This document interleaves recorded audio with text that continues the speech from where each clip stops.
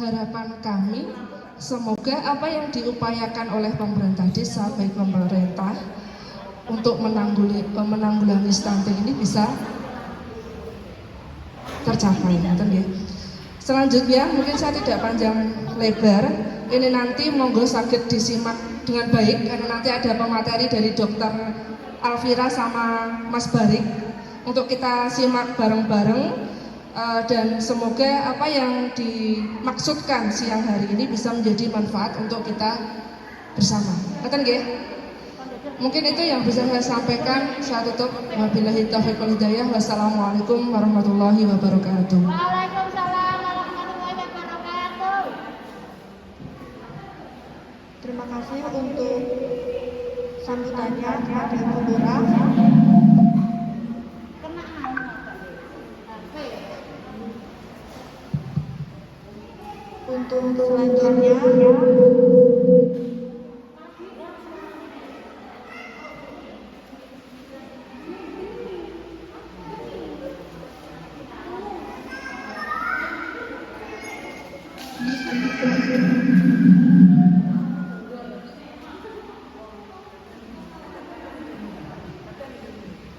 Untuk selanjutnya kepada sambutan Ketua KKN kepada Devi Ika Nur Fadila, untuk waktu dan tempat saya persilahkan.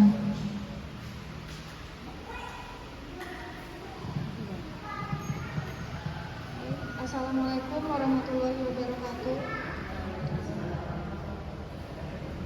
Baik, mungkin terima kasih kepada ibu-ibu yang sudah meluangkan dari waktunya untuk menghadiri dari acara webinar kami dengan tema genting atau gerakan anti stunting. Dan nanti semoga ilmu yang kami berikan dari pemateri 1 yaitu Dr. Vira dan pemateri 2 yaitu Mas Barik bisa bermanfaat dan dapat diaplikasikan untuk kedepannya. Nah, baik, mungkin langsung saja untuk acara selanjutnya dan saya kembalikan kepada MC. Assalamualaikum warahmatullahi wabarakatuh.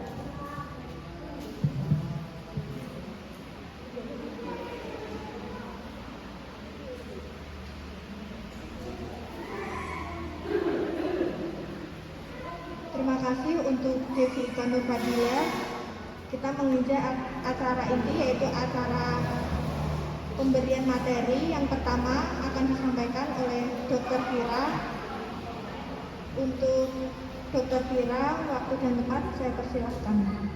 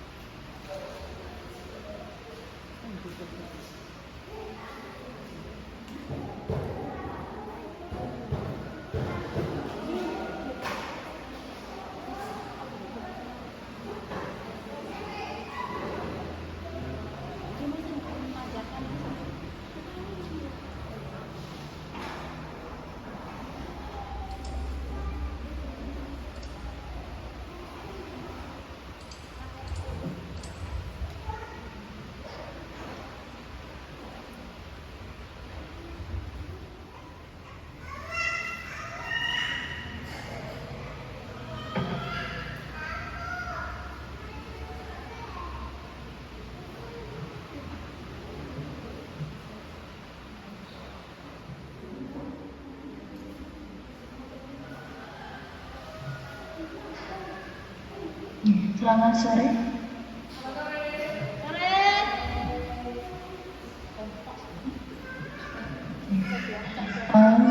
Ini saya izin memperkenalkan diri. Nama saya Alvira. Saya sebagai dokter umum. Saya berkesempatan sebagai materi mengenai stunting. Sebelumnya ada tim kemarin sedang mempersiapkan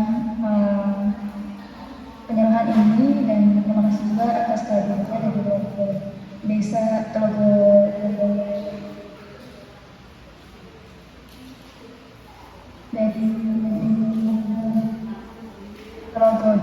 dari Telaga ya, streamnya bisa dimulai.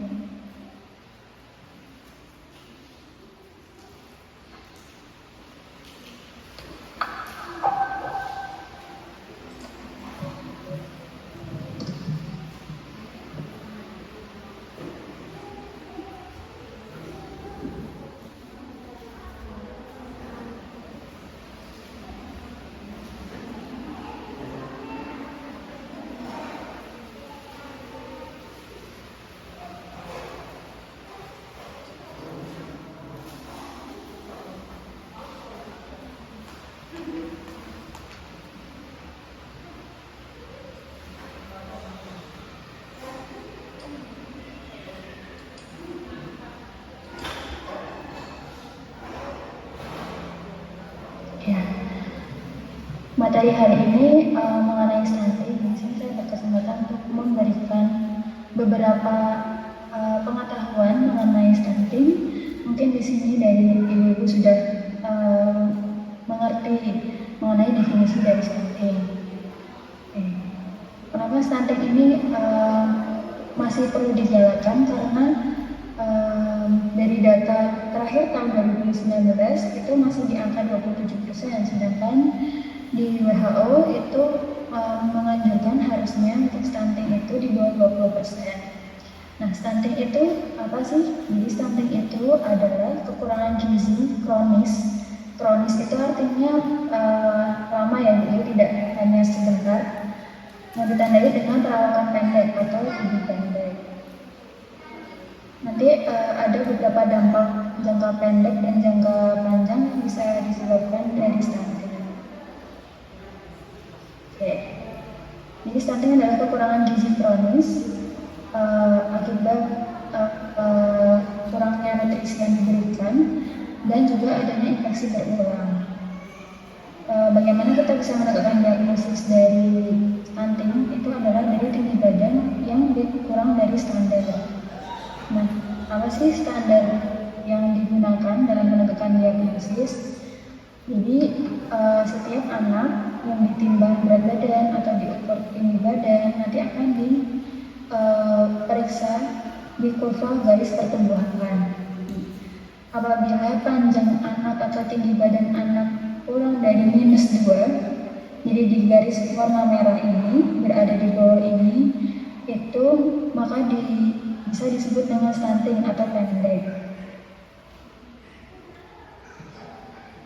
Nah, penyebabnya stunting itu multidimensional. Yang pertama dari kurangnya pengetahuan tentang kesehatan dan gizi sebelum dan pada masa kehamilan. Misalkan pada masa kehamilan dari orang tua tidak rutin, dari ibu tidak rutin mengkonsumsi tablet hamil atau kurang kalori yang diasup setiap harinya. Kemudian yang kedua, kurangnya akses ke bahan makanan bergizi. Lalu ada juga karena terbatasnya layanan kesehatan termasuk layanan HNC, NC, dan pembelajaran yang berkualitas. Jadi setiap ibu hamil itu harus rutin memeriksakan dulu mengenai kehamilannya, antenatal care. Jadi untuk mencegah nanti bayinya mungkin ada risiko mengenai lahir prematur atau berat badan lahirnya kurang. Kemudian ketika anak sudah lahir juga rutin dibawa ke posyandu untuk pemeriksaan. Kemudian yang keempat itu adalah kurangnya akses ke air bersih dan sanitasi. Nah, infeksi berulang pada anak seperti diare, batuk, pilek yang disebabkan oleh kebersihan yang kurang itu juga nantinya akan mempengaruhi status gizi dari anak.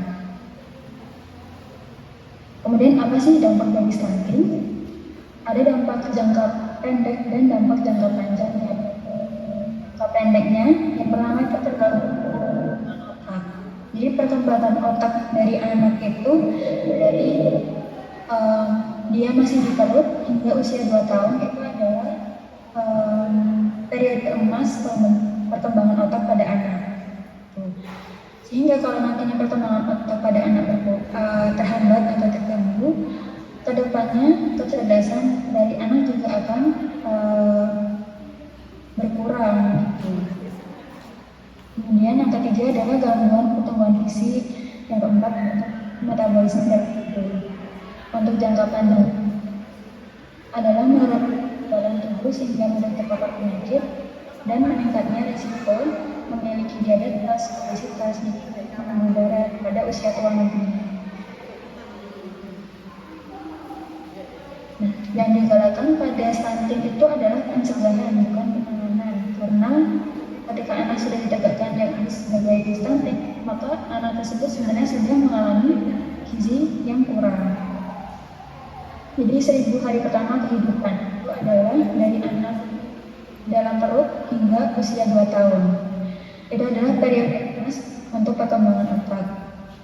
Jadi dari kehamilan, jadi bayi berkembang dan mengambil seluruh nutrisi dari ibu. Kalau misalkan si anak kekurangan nutrien, maka akan mengancam tumbuh kembang bayi, bisa lahirnya prematur atau berat badan lahirnya kurang. Dan dua hal ini akan memberikan risiko anak itu akan mengalami stunting ke depannya.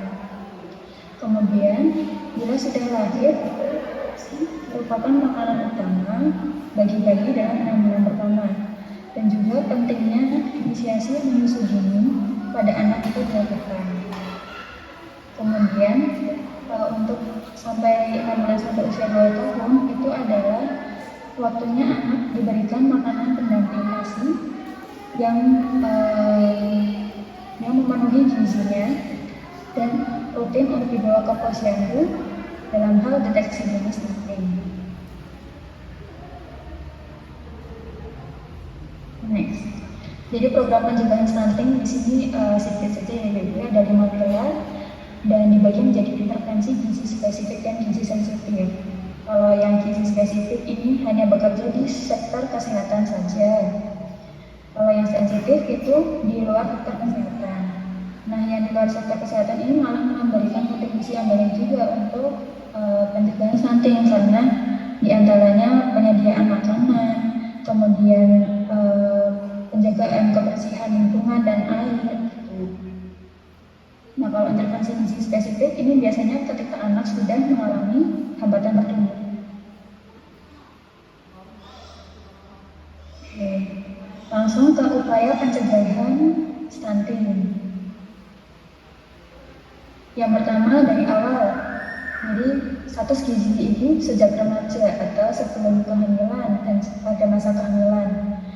Perlu untuk menghindari kehamilan 4 terlalu, yaitu terlalu muda, terlalu tua, terlalu dekat jarak antar kehamilan, dan terlalu banyak anak. Kemudian yang ketiga, ketika hamil itu rutin mengkonsumsi tablet besi.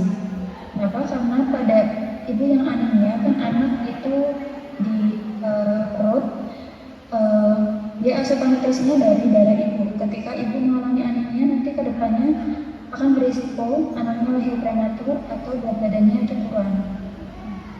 Kemudian yang ketiga adalah rutin memeriksakan kehamilan atau antenatal care.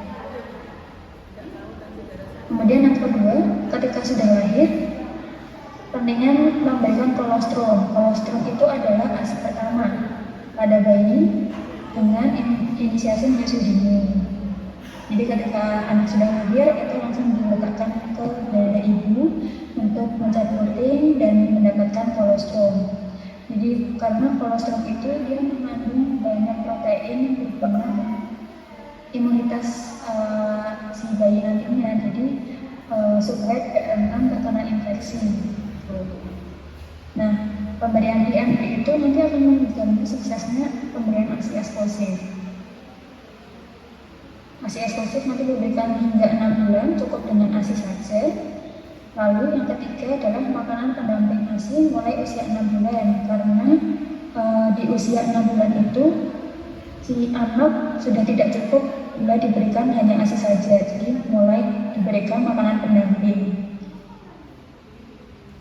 Nah, ini bagian slide ini adalah penting untuk bagi para kader kesehatan di desa atau di dusun, adalah deteksi dini menemukan hambatan pertumbuhan.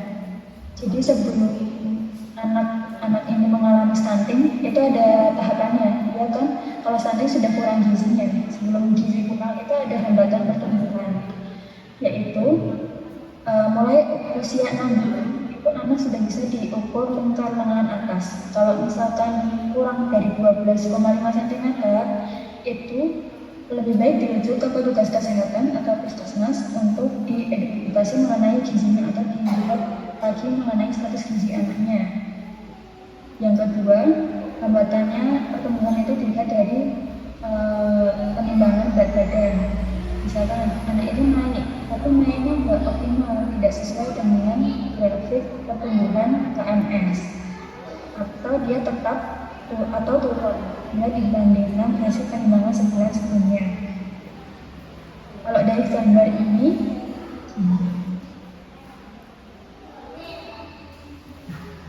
Nah, kalau dari gambar ini, contohnya yang jalur A, yang warna biru ini adalah yang sehat, yang maksudnya yang normalnya seperti ini. Jadi dia naik mengikuti garis pertumbuhan. Nah, kalau yang jalur B atau garis D ini dia naik, berat badannya setiap bulan naik, tapi naiknya nggak optimal. Jadi ketika sudah 3 bulan selanjutnya malah kurang dari, malah dia di bawah dari garis pertumbuhan yang seharusnya. Nah, dia menurun, harusnya di sini, jadi turun di sini. Jadi naik tapi nggak optimal. Kalau yang C ini dia tetap, jadi 1 bulan ini beratnya sekian kilogram, dari bulan selanjutnya juga sama seperti yang sebelumnya, atau malah turun. Nah, itu harus langsung merujuk ke petugas kesehatan atau puskesmas untuk dinilai di grafik WHO-nya. Nah, ini contoh pencegahan dari stunting ya, dengan spesifik sensitif tadi, dari pemeriksaan kehamilan, konsumsi pil F atau pil besi, pertolongan persalinan, inisiasi menyusui dini, imunisasi lengkap, dan pemberian obat cacing atau obat malaria. Kemudian ada konseling gizi, kemudian perlindungan sosial. Ini juga tidak kalah penting untuk membuatkan kartu BPJS untuk anak-anak, karena kadang sedih kalau misalkan ada anak yang mengalami diare, mau diperiksakan ke IGD tapi belum punya jaminan kesehatan, nanti malah terganggu, malah penanganannya tertunda. Kemudian juga pentingnya sanitasi dan air bersih tadi untuk mencegah adanya infeksi pada anak seperti diare, batuk pilek, karena juga akan mengganggu status gizinya anak nanti kalau misalkan ada infeksi yang berulang terus.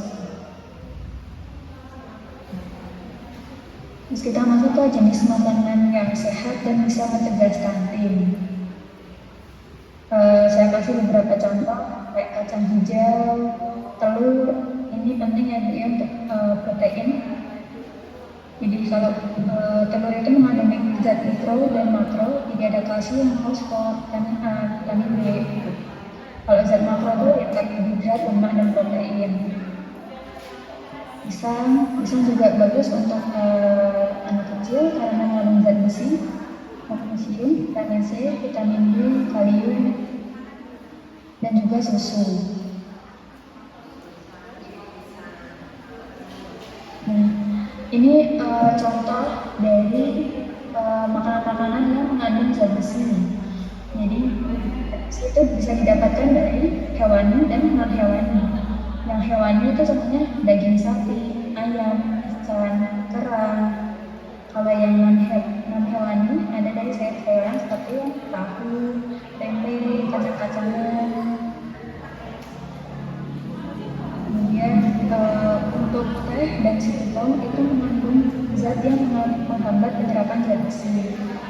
Jadi untuk teh, pemberian teh dan pada anak itu lebih baik tidak dikurangi dan tidak banyak gitu.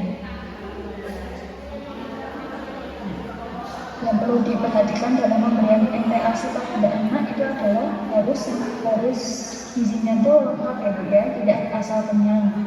Jadi ada karbohidrat, ada protein, diutamakan dari sumber hewani, kemudian ada buah dan sayur, dan juga nanti perlu ada lemak. Dan nanti didampingi dengan ASI.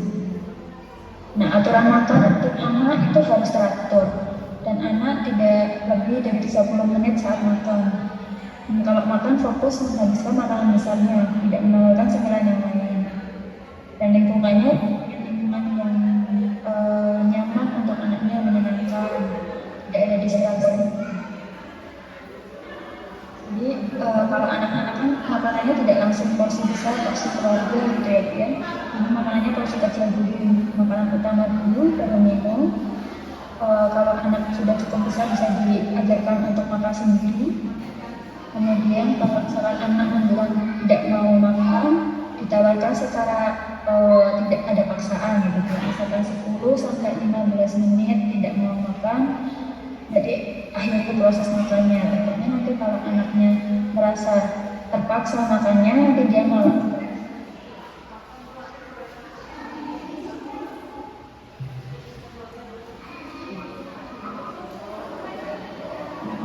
4 hal perlu ditanamkan dalam pemberian MPASI.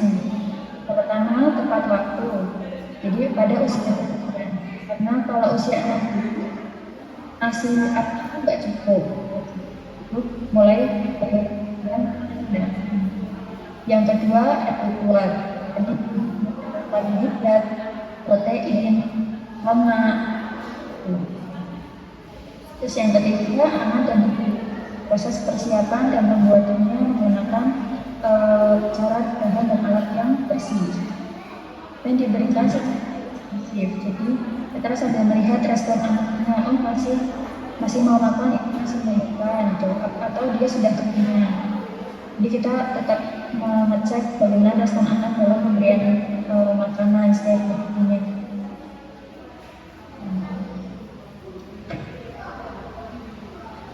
Memang menjadi ibu adalah ini ya, jadi harus belajar setiap hari. Jadi pemberian makanan itu tidak hanya sekedar, yang penting lengkap. Jadi harapannya dari sini ada pengetahuan tambahan untuk ibu-ibu mengenai stunting, mengenai medis yang untuk anak, bagaimana kemudian yang baik untuk anak dan untuk kader.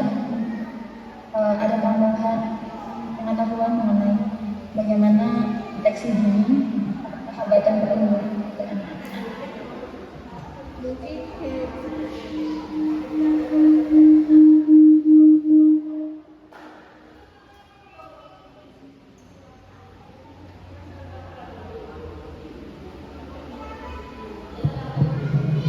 Mungkin dari ibu ada yang mau ditanyakan dari Dr. Fira. Saya persilakan.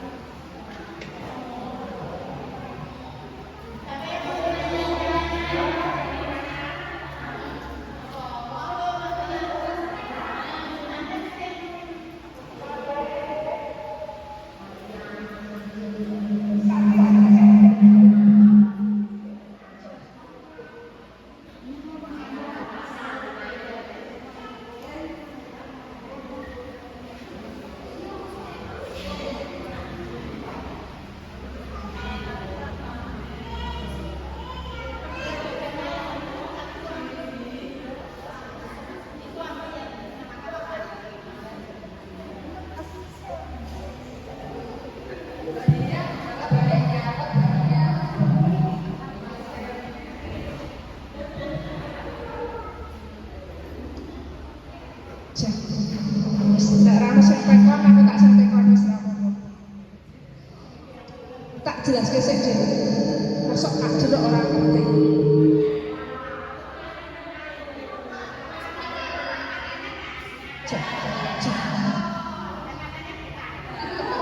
Kudune ngerti. Jak. Iki kudune ngerti. Nah, iki kudune ngerti. Stunting ini kan pertumbuhan dan perkembangan anak di bawah rata-rata. Dari mulai tinggi dan lain-lain. Jadi kuncinya di situ. Ini di luar forum ya? Di luar forum. Oh, masuk. Gini, Bu Dokter.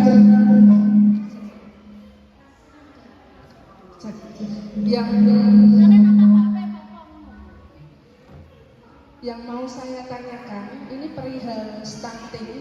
Ini yang mungkin perlu dipahami sama ibu-ibu semua, karena memang yang namanya ibu-ibu kan pasti hamil, kemudian melahirkan, kemudian mengurus anak kan gitu kan. Mungkin perlu dijelaskan lagi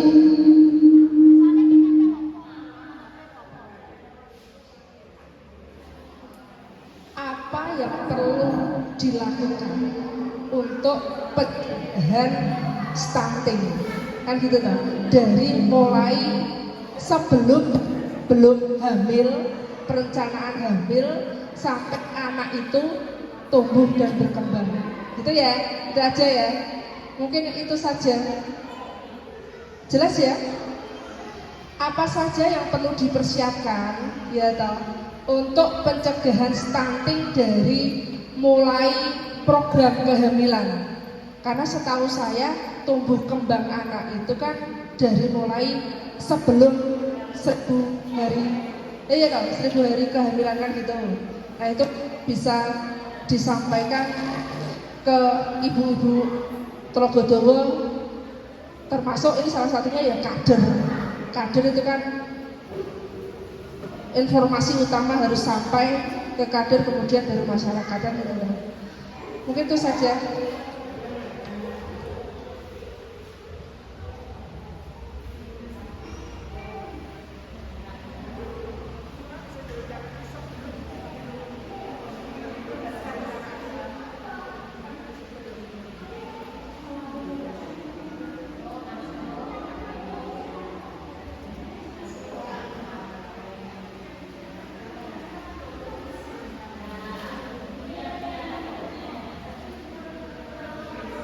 Dek, tenang, nanti masih ada pemateri lagi kedua Mas Barik yang langsung tatap muka. Nah ini kan online kayak kita dua ke orang, ya toh. Nah kita langsung, lanang sisan, ora, lanang sisan, semangat orang, wah, ngono toh.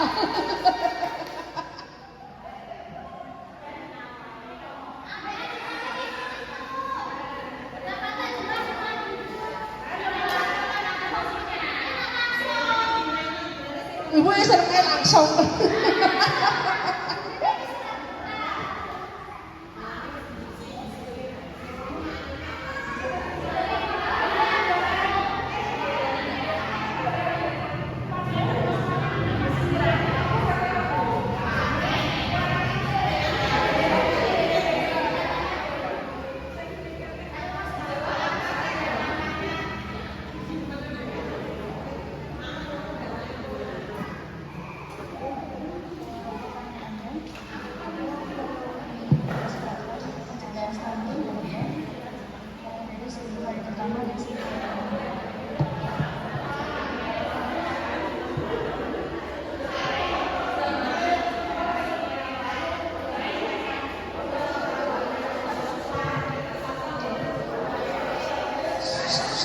Ini mau dijawab sama dokternya.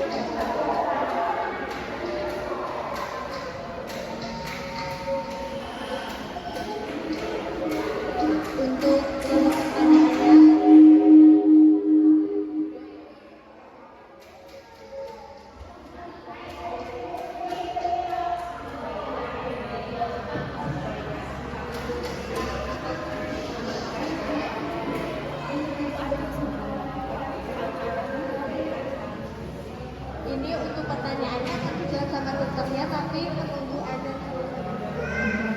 Tadi untuk pertanyaannya apa yang dipersiapkan untuk pencegahan stunting dari 1000 hari pertama dan sebelum kehamilan ya.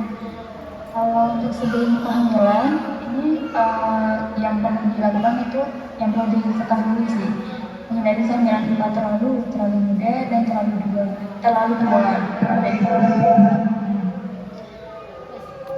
Sama biasanya untuk pola makannya dari ibu ketika sudah ingin hamil atau calon ibu, terutama pasangan muda, itu biasanya dari asupan nutrisinya itu mulai ketika sudah tahu akan menikah, seperti nantinya akan menjadi calon ibu, itu harus mulai menjaga asupan makanannya, jadi dikurangi yang kurang sehat, jadi banyakin yang protein, kemudian serat.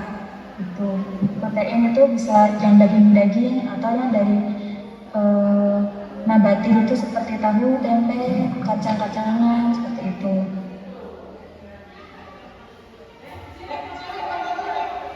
Kemudian untuk yang dari 1000 hari pertama itu kan dimulai dari anak dari perut ya, mulai dijanin sampai usia 2 tahun. Nah, kalau ibu hamil itu berarti rutin memeriksakan kehamilannya ANC baik ke bidan ataupun ke dokter penyakit spesialis skin. Kemudian juga rutin mengkonsumsi tablet besi atau tablet Fe untuk mencegah anemia pada ibu hamil, karena kalau sudah ada janin di dalam perut maka darah dari ibu tadi akan mengalir ke darah pada anak. Jadi kalau misalkan anemia dan kurang nutrisi, maka nanti calon bayinya juga akan mengalami kurang nutrisi dan takutnya berat badan lahirnya nanti akan kurang. Jadi kalau ada peningkatan kebutuhan energi ya Bu ya, jadi makanannya memang harus lebih banyak dan peningkatan kebutuhan proteinnya itu sampai 20 gram. Jadi itu setiap harinya, jadi memang harus dibanggakan lebih banyak proteinnya, asupan proteinnya, dan tidak lupa dengan tablet besi.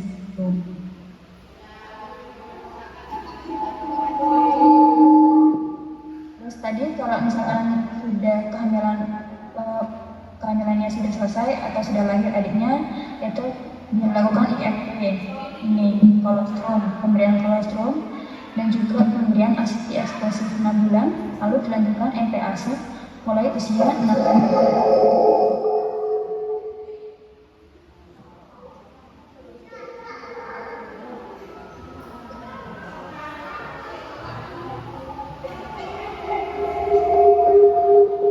Jadi untuk stunting itu memang anak-anak ditegakkan, oh ini stunting, itu mulai usia 2 tahun. Sebelum usia 2 tahun ini kita sulit untuk mendeteksi apakah anak ini nantinya stunting ya gitu. Jadi di sebelum usia 2 tahun itu memang harus rutin memeriksakan cek ke posyandu untuk timbangan berat badan sama tinggi badannya, supaya nanti kita lihat ada hambatan pertumbuhan.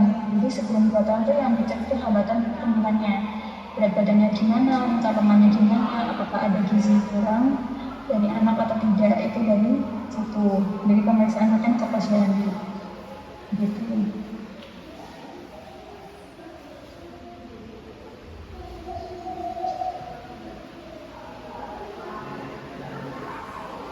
Terima kasih untuk Dr. Tira. Ada pertanyaan yang lain? Mungkin apakah sudah terjawab dari pertanyaannya tadi, Ibu? Apakah ada pertanyaan lagi?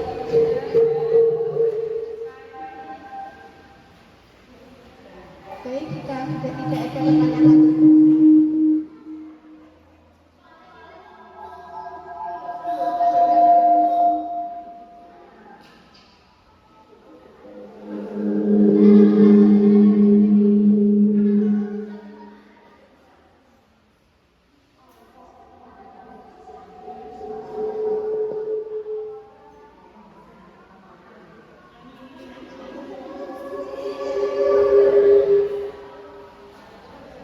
Kita lanjutkan untuk selanjutnya, yaitu penyerahan sertifikat secara simbolis kepada Dr. Tira.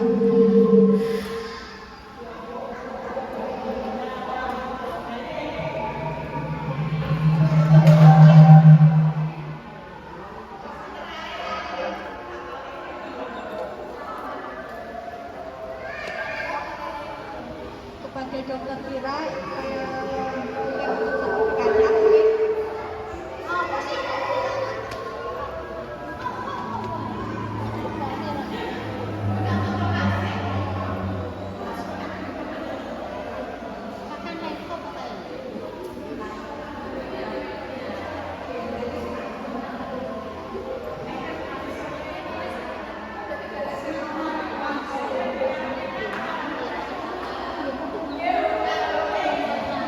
Cek.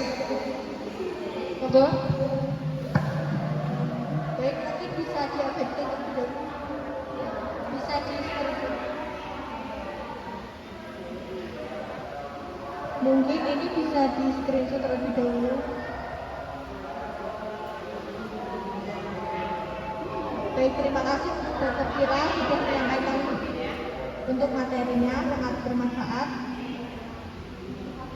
Untuk selanjutnya kita lanjut ke materi yang kedua.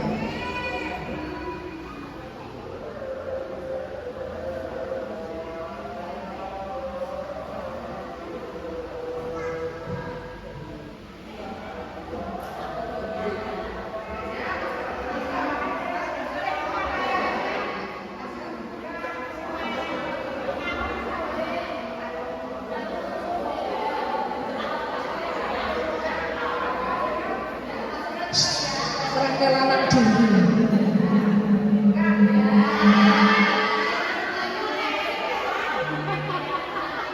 Terima kasih untuk Dr. Vira sudah menyempatkan waktunya dan sudah menyampaikan materi yang sangat bermanfaat.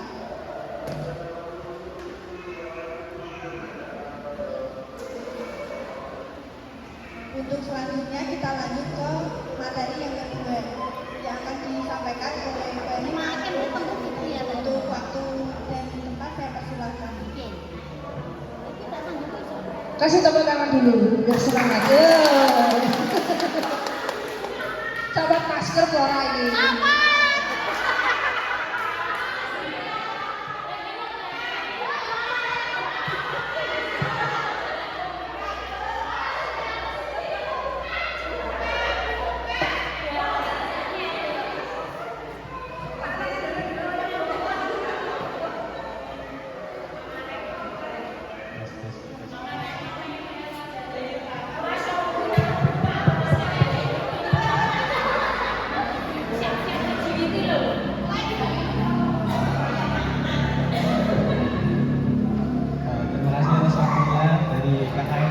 Ya.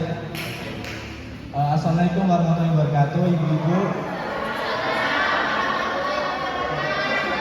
Kabar kabarnya sehat?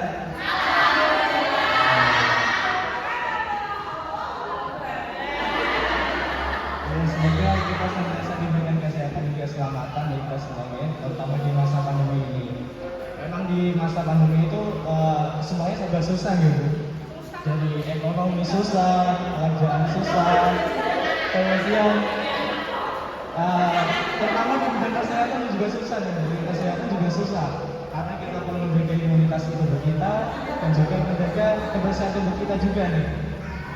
Dan aneh-aneh ini ada kabar bahwa ada virus baru namanya Omicron yang katanya lebih berbahaya daripada virus-virus yang lainnya. Tapi tentunya kita tidak perlu khawatir ataupun takut karena memang virus Omicron ini pencegahannya ataupun penanganannya itu sama seperti virus-virus sebelumnya. Jadi untuk penanganannya kita dapat melaksanakan protokol kesehatan, yaitu dapat dengan menjalankan 5M. Yang pertama memakai masker, yang kedua mencuci tangan, yang ketiga menjaga jarak, kemudian yang keempat adalah menghindari kerumunan. Kemudian yang terakhir adalah membatasi mobilitas. Monggo saran-saran diulangi. Yang pertama adalah memakai masker. Yang kedua, cuci tangan. Ketiga, keempat, menghindari kerumunan. Yang kelima, membatasi mobilitas. Tepuk tangan dulu. Oke, terima kasih.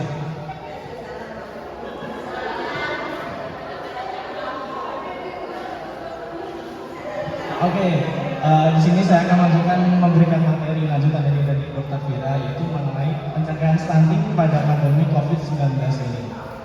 Next. Oke, jadi pelayanan kesehatan yang di desa, misalnya puskesmas ataupun posyandu itu sebenarnya sudah memiliki program untuk mengatasi adanya yaitu stunting ataupun pencegahan stunting. Tapi karena adanya pandemi COVID-19 ini, maka program-program tersebut dapat terganggu ataupun tidak dapat dilakukan semestinya dikarenakan adanya sepertinya social distancing ini. Dengan adanya social distancing, program-program misalnya seperti kegiatan posyandu, kemudian kelas ibu hamil, kelas balita, atau kegiatan lainnya di desa itu tidak dapat dilakukan dengan semestinya. Kemudian yang selanjutnya berkurangnya pendapatan dan juga hilangnya pekerjaan. Tidak dipungkiri lagi di masa pandemi ini itu memang dampaknya sangat luar biasa dari segi kesehatan dan segi ekonomi termasuk di pekerjaan. dari yang biasanya jualan di luar, pedagang gitu ya, yang biasanya konsumennya biasanya banyak yang beli, sekarang jadi lebih sedikit karena memang disuruh di rumah masing-masing, dibatasi kan mobilitasnya ya. Dan juga yang di kantor-kantor karena PHK juga, karena pendapatan di kantor turun drastis gitu ya. Dan ini mengakibatkan angka kemiskinan di Indonesia itu semakin bertambah. Kemudian yang ketiga yaitu adanya kelangkaan dan juga kenaikan harga pangan. Ya betul, untuk hal ini bisa disebabkan karena untuk suplai barang kebutuhan pokok kita itu tidak tercukupi.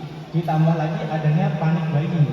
Jadi dulu tuh waktu awal-awal pandemi COVID-19 semuanya pada panik tuh, beli itu, beli ini, barang-barang pokok dibeli semuanya. Barang-barang pokok, kemudian hand sanitizer, masker, tisu, semuanya dibeli, semuanya diborong buat di rumah, ditimbun buat konsumsi pribadi. Nah, ada beberapa orang juga nih yang tidak kemana lah, nggak kemana nih, semuanya nggak dapat kan. Nah, barang jadi langka, tambah ada panik buying, maka harga pangan ini jadi melonjak tinggi. Dengan harga yang melonjak tinggi, angka kemiskinan juga bertambah, kemungkinan mencari uang susah, pengajuan juga susah, memenuhi kebutuhan pokok juga susah. Kemudian apalagi memenuhi kebutuhan kesehatan kita nih, misal vitamin, kemudian alat-alat untuk menjaga dari COVID-19 ini juga susah dan langka ini. Nah begitu. Next.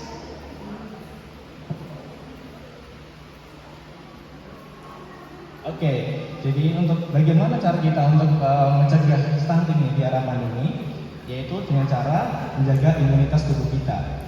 Yaitu dengan cara apa? Pertama, pemenuhan asupan gizi kita. Karena pemenuhan asupan gizi itu merupakan salah satu pilar utama untuk menjaga imunitas tubuh, yaitu dengan cara konsumsi karbohidrat, lemak, protein, mineral, kemudian vitamin, semuanya dicukupi. Karbohidrat dari nasi, jagung, singkong, kemudian vitamin dari sayur-sayuran, buah-buahan, protein dari daging, ikan, telur, lalu mineral dari air putih. Jadi kita harus mencukupi semuanya itu, karena memang hal ini sangat menunjang untuk menjaga kesehatan tubuh kita. Kemudian yang kedua, ada hygiene dan sanitasi. Nah, kebersihan yang perlu kita tekankan di sini. Misalnya kita pergi dari keluar rumah nih, berpergian nih keluar rumah. Nah, kita tidak tahu kan apa aja yang ada di tubuh kita, ada bakteri, ada virus, ada kotoran-kotoran. Nah, pas pulang ke rumah, kita nggak cuci baju ataupun tidak ganti baju atau tidak mandi, otomatis dapat mencemari rumah kita dan juga mencemari anggota keluarga kita dan bisa menyebabkan penyakit. Nah, maka dari itu kita perlu menjaga kesehatan kita dengan cara menjaga kebersihan. Jadi harus dari rumah, masuk ke rumah, ganti baju, mandi, cuci tangan sebelum makan, sudah makan.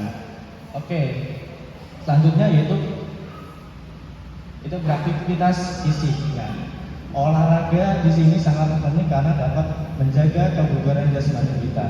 Dengan jasmani kita yang bugar, maka kesehatan kita juga dapat tertunjang. Karena dengan olahraga ini tidak perlu setiap hari, nggak perlu. Tidak perlu yang berat-berat, tidak perlu. Cukup olahraga ringan, misalnya jalan santai, kemudian bersepeda saja sudah cukup. Dan ini pun dilakukan selama 3 hingga 5 kali seminggu saja, selama 30 menit itu sudah cukup tuh. Jadi bangun pagi, sholat subuh, ngaji, diselangkan waktu 30 menit saja untuk berolahraga 3 sampai 5 kali dalam seminggu. Oke. Selanjutnya adalah menghindari stres. Oke. Di sini balik masalah utama lagi itu balik lagi ke stres pikiran ya. Kita mikirin masalah ini itu nggak selesai-selesai, tambah masalah ini lagi, apalagi tambah pandemi ini, makin berat kan masalahnya, stres pikiran gitu. Nah, dengan stres pikiran ini akan menurunkan imunitas tubuh kita. Dengan imunitas tubuh kita yang turun, maka akan mudah terjangkit terkena penyakit, terutama COVID-19 ini. Kemudian kita perlu menjaga istirahat yang cukup dan juga tidak merokok. Nah, merokok ini kan juga salah satu hal yang menyebabkan penyakit di paru-paru, dan COVID-19 juga menyerang paru-paru. Nah, dengan kita merokok itu malah membuka atau mempermudah jalannya masuk COVID-19 ini dan akan memperparah gejala-gejalanya. Begitu ya. Jadi untuk titik utama menjaga imunitas tubuh kita ya adalah melakukan pencegahan stunting dan juga pencegahan tertularnya COVID-19. Oke, next. Selanjutnya adalah pemberian makanan sesuai dengan usia anak. Jadi pada usia 0 sampai 6 bulan setelah kelahiran, di sini untuk apa saja bisa dikonsumsi oleh si kecil ya. Jadi yang bisa dikonsumsi adalah ASI eksklusif. Apa itu ASI eksklusif? Jadi hanya ASI saja, yang diberikan hanya ASI saja, tidak boleh ditambahkan makanan lain, cukup ASI. Karena memang pada usia ini si kecil itu untuk kebutuhan nutrisinya itu cukup dengan ASI. Dan juga selain itu ada faktor lain, misalnya seperti pencernaannya mencukupi, kemudian giginya juga belum tumbuh. Nah, pada saat giginya tumbuh tuh biasanya pada usia di atas 6 bulan, pada usia 6 bulan itu belum tumbuh. Namun ada beberapa juga sih bayi yang giginya udah tumbuh di bawah 6 bulan, namun tetap untuk konsumsinya adalah ASI eksklusif saja. Kemudian ada nih beberapa keluhan yang muncul pada ibu, misalnya ASInya nggak keluar ataupun ASInya sedikit keluarnya gitu kan. Nah, untuk cara kita meningkatkan kualitas dan juga kuantitas ASI, yaitu dengan cara si ibu mengonsumsi protein, buah dan sayur. 3 hal itu sudah cukup untuk menunjang suatu kualitas dan juga kuantitas dari ASI tersebut. Jadi kualitas itu adalah bagaimana kualitas ASInya, apakah bagus atau tidak. Jadi kita dapat menilai dari warnanya. Warnanya ASI yang bagus adalah putih, agak kuningan.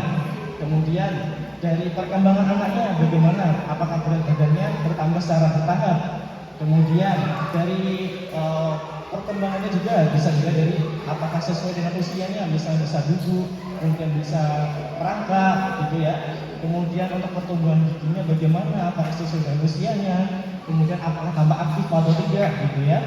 Kemudian untuk kuantitas sendiri adalah jumlah dari ASI tersebut.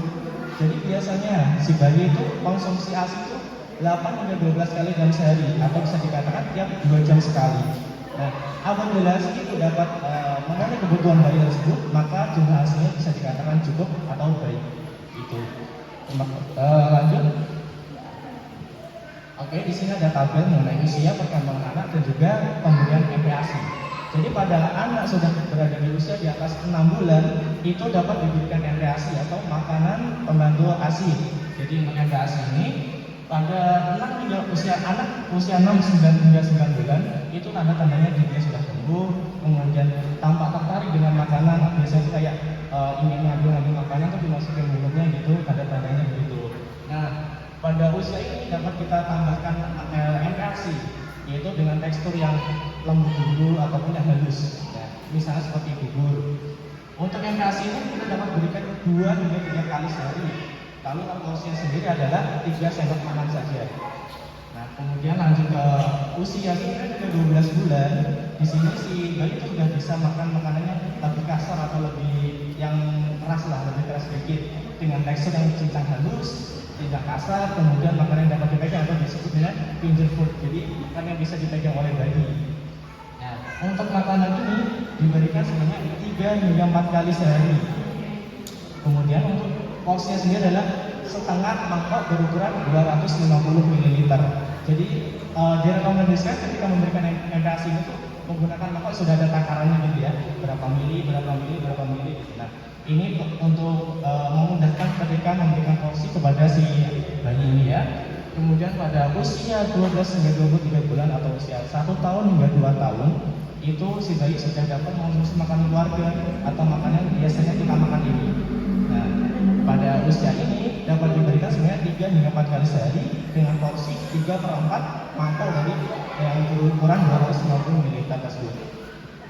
Kenapa tiap usia memiliki makanan rekomendasi makanan yang berbeda-beda, ukurannya berbeda-beda dan porsinya berbeda? Karena memang kebutuhan kalori tiap usia itu berbeda. Jadi pada usia 6 sampai 9 bulan itu kebutuhan kalori ada 200 kalori per hari. Kemudian pada usia 9 hingga 12 bulan kebutuhannya adalah 300 kalori per hari, dan pada usia 1 tahun hingga 2 tahun itu kebutuhannya adalah 550 kalori per hari. Oke, next. Lalu pada saat anak usia 1 hingga 5 tahun ini disebut dengan periode emas. Kenapa disebut periode emas? Karena pada usia ini otak anaknya sedang tumbuh-tumbuhnya nih, sedang besar-besarnya tumbuh nih. Nah, dengan pertumbuhan otak ini perlu kita tunjang dengan makanan yang bergizi. Apa saja? Yaitu daging, ikan, telur, sayur-sayuran, buah-buahan itu perlu dicukupi ketika usia ini. Dan terutama adalah protein, karena dengan protein ini salah satu hal yang sangat penting untuk menunjang pertumbuhan otak, terutama kecerdasan pada si anak.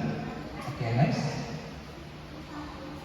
Nah, hal yang harus diperhatikan ketika memberikan MPASI ini seperti telur, buah, seperti telur, daging, dan juga ikan itu dapat diberikan ketika sudah usia di atas 6 bulan. Ini tapi dengan syarat tadi dengan tekstur yang halus dan lembut dulu ya, karena di atas 6 hingga 9 bulan adalah teksturnya yang halus. Kemudian kalau daging ikan ini diberikannya tidak boleh kondisi mentah, harus matang. Atau setengah matang nggak boleh, harus matang, benar matang ya. Kemudian seperti jus, madu itu nggak boleh diberikan di bawah usia 1 tahun, harus diberikannya setelah usia 1 tahun. Kenapa? Karena bisa menimbulkan alergi. Dan madu ini juga mengandung bakteri yaitu Clostridium botulinum, itu bisa menyebabkan keracunan pada si bayi ketika dikonsumsi di bawah 1 tahun. Oke. Dan juga karena jus ini direkomendasikan juga di bawah 1 tahun karena mengandung manis. Tidak boleh nih dari usia di bawah 1 tahun minum minuman yang manis karena dapat menyebabkan kerusakan gigi dan juga obesitas. Dan juga kemudian alat-alat masak ini juga dipisahkan untuk yang digunakan yang matang mana, yang mentah mana, terutama pada si bayi karena memang sangat sensitif nih sama makanan yang mentah. Nah, kemudian hindari memberikan makanan yang mengandung pemanis buatan. Lalu menjaga kebersihan alat makan, misalnya sendok, garpu, mangkuk, piring yang diberikan pada bayi ya, dipastikan sudah benar-benar bersih. Kemudian pastikan kebersihan pada si anak dan juga si ibu, mencuci tangan sebelum dan sesudah makan. Oke? Nah, kapan nih kita dapat memulai memberikan MPASI? Nah, tanda-tandanya pada si anak ketika sudah dapat duduk, kemudian menundukkan kepalanya atau bisa duduk tegak. Nah, kemudian yang kedua dapat menunjukkan ketertarikan terhadap makanannya, tapi sudah ingin mengambil makan lagi, mencoba mencicipi gitu. Kemudian yang ketiga, ketika sudah selesai menyusui itu merasa tanda-tanda tambah lapar, masih tambah lapar, walaupun sudah menyusui masih tambah lapar, masih rewel, masih tidak tenang gitu ya. Nah, itu 3 tanda kapan kita dapat memberikan MPASI pada si anak. Oke, sedikit saya ulangi lagi untuk memberikan konsumsi makan pada si bayi pada usia 0 hingga 6 bulan itu adalah ASI eksklusif. Pada usia 6 hingga 9 bulan adalah ASI dan juga MPASI dengan tekstur yang halus dan juga lembut, misalnya seperti bubur.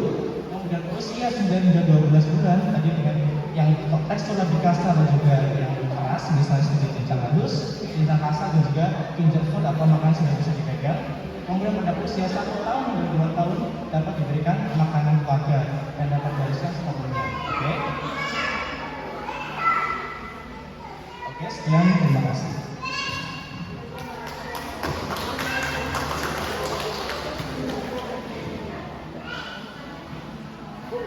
Terima kasih untuk pemateri kedua dan materi yang telah disampaikan. Selanjutnya kita masuk ke sesi tanya jawab. Mungkin dari ibu ada yang mau ditanyakan untuk materi kedua ini tadi.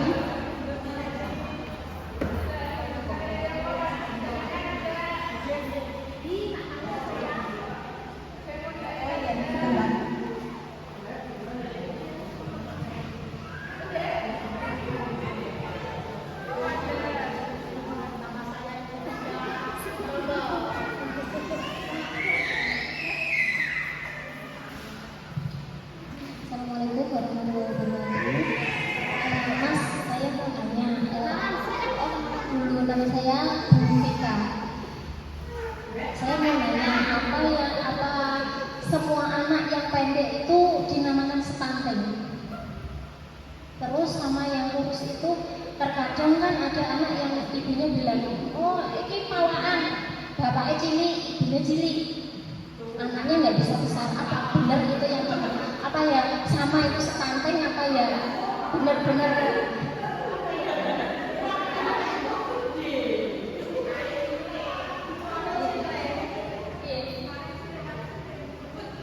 ayahnya kecil, ibunya kecil, anaknya kecil, apa ya dibilang stunting, apa dibilang keturunan, apa ya stunting?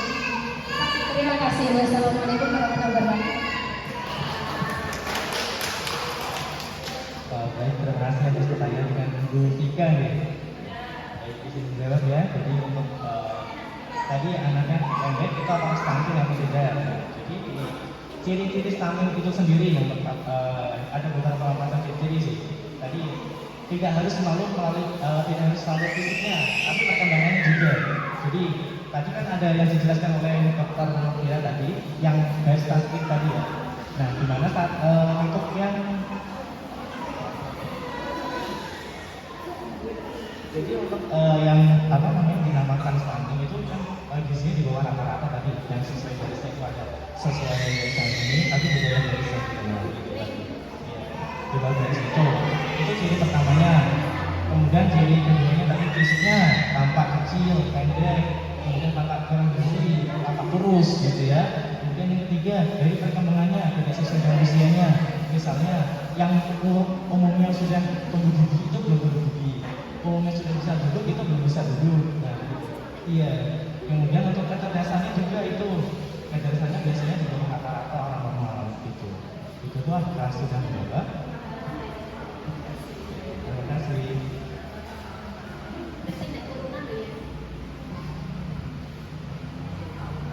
Jadi tumbuh pendek itu juga bisa karena turunan dulu, jadi sesuai genetik.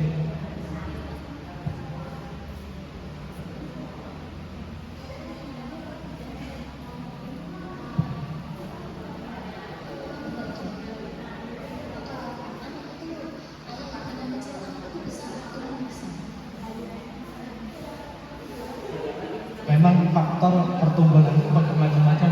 Satu genetik ada, ditunjang dengan gizi tadi.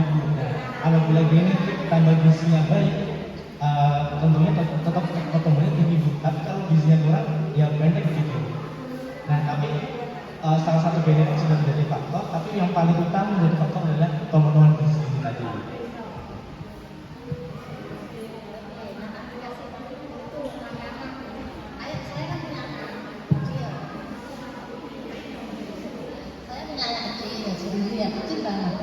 Dia itu sudah, ini usianya sudah 10 atau 12 gitu, 11 biasanya.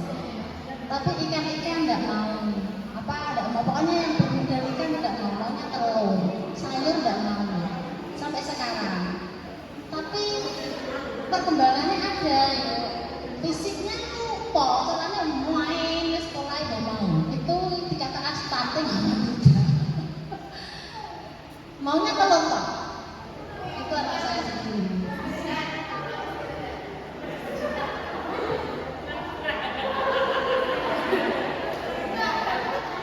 Itu mas dokter. Untuk kesehatan fisiknya dan perkembangannya aman gitu. Oke.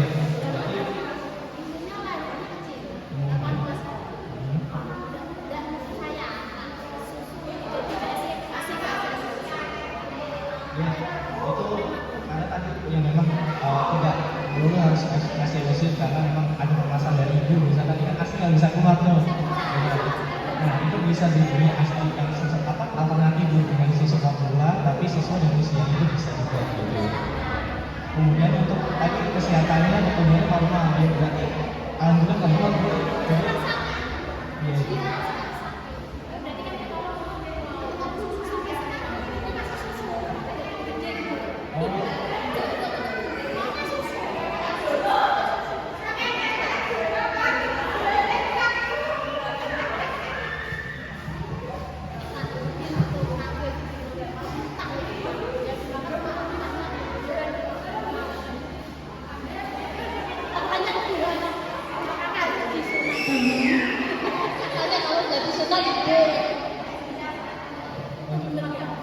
Untuk stuntingnya alhamdulillah tidak begitu. Jadi tapi untuk pemenuhan gizinya itu bisa diberi alternatif, misalnya seperti tablet vitamin bu. Kan ada tuh yang tablet-tablet sekarang yang ditabur di makanan bu. Tablet-tablet ditabur di makanan begitu kan tidak terlalu terasa itu, nah itu bisa ditambahkan. Nah walaupun yang tablet seperti itu kecil tapi dapat memenuhi kebutuhan nutrisi anak ibu gitu. Jadi bisa ditambahkan vitamin, tablet. Berarti alhamdulillah sudah mencukupi gizinya.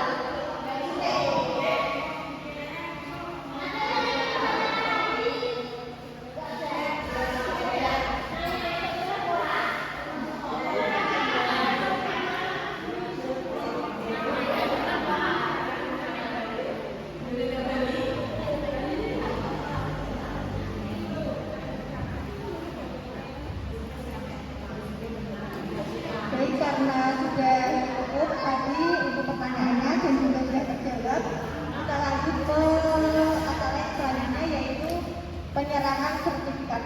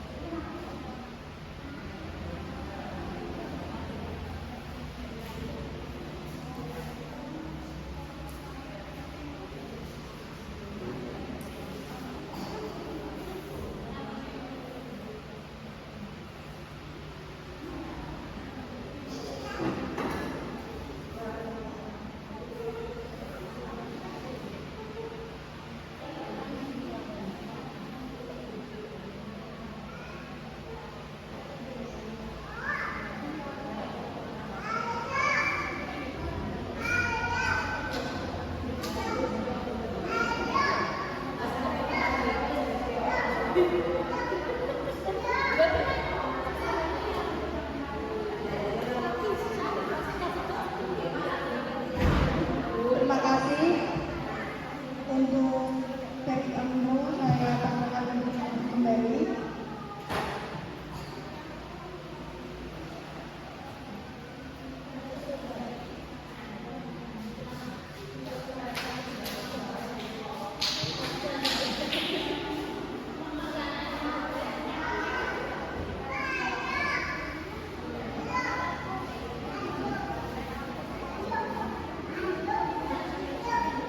Kita bisa lanjut untuk acara selanjutnya, yaitu doa dan juga penutup.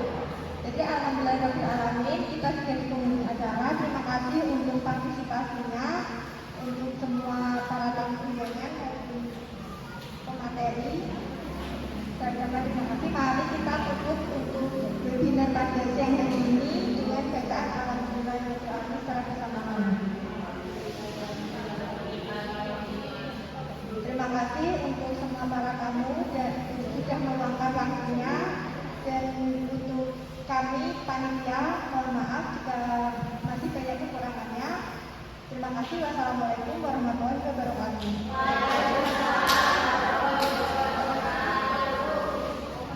Minta tolong mau minta foto bersama terlebih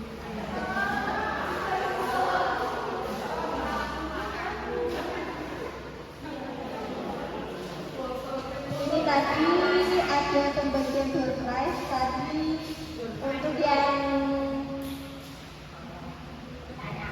bertanya tadi terlebih dahulu. Yang pertama Ibu Janatur,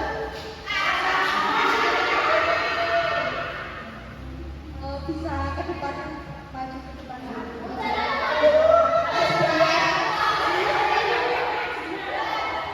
Ibu Fitla dan juga Ibu Nur.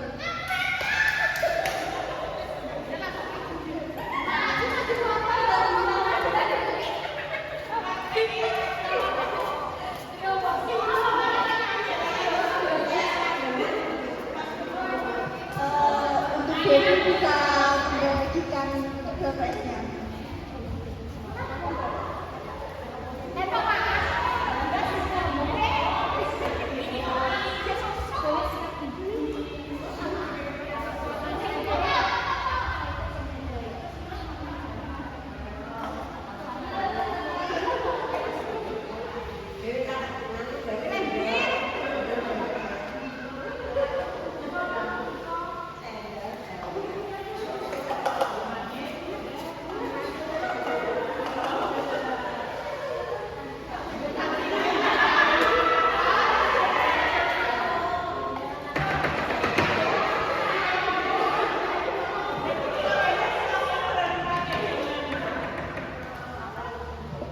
minta tolong untuk maju ke depan untuk foto bersama.